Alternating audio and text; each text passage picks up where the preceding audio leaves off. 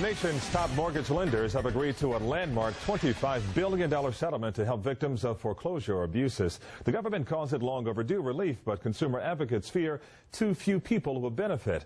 About 11 million households have underwater mortgages, but the settlement will help only 1 million of them. It will also send checks of $2,000 to homeowners who were improperly foreclosed upon. For some homeowners, foreclosure, a short sale, or simply walking away could be the only way out of an underwater mortgage. But what homeowners may not realize is that they may still owe the bank after that home is long gone. One local woman learned this the hard way. Thousands of South Floridians have done it, and some financial advisors even suggest it. You're seriously underwater by 50%, and the banks will not help you, and you don't know what to do. Bye-bye. You are walking away. That's right. Letting your home go if your mortgage is more than your home is worth. Dottie, who did not want us to use her last name, felt like she was running out of options. I tried for a while to pay for everything, to keep up both, mortgage payments for 2 different banks, and it just got impossible.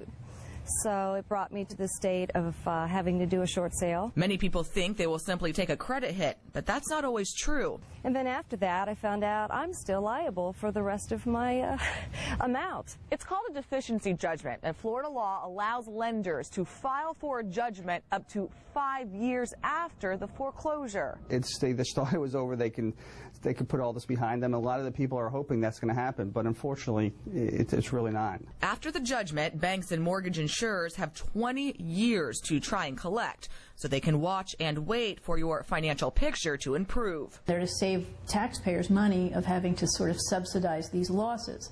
So the new banks are sort of in a little bit of they're between a rock and a hard place, and in some instances they actually have to pursue deficiency judgments. I suspect the impact on our economy will, continue to be injured as a result of it. For Dottie, the thought of owing money on a house she no longer owned was shocking. Thinking, how can I ever do this? I mean, maybe over a 30-year period or something. I don't know how I'm ever going to pay it off. Often, banks try settling with borrowers, which is what Dottie did. You have no idea the relief. The weight was lifted off my shoulders, and when I finally got that last letter saying you have no more obligation. Now, there is no set pattern as far as how banks decide to file or pursue the deficiency judgments.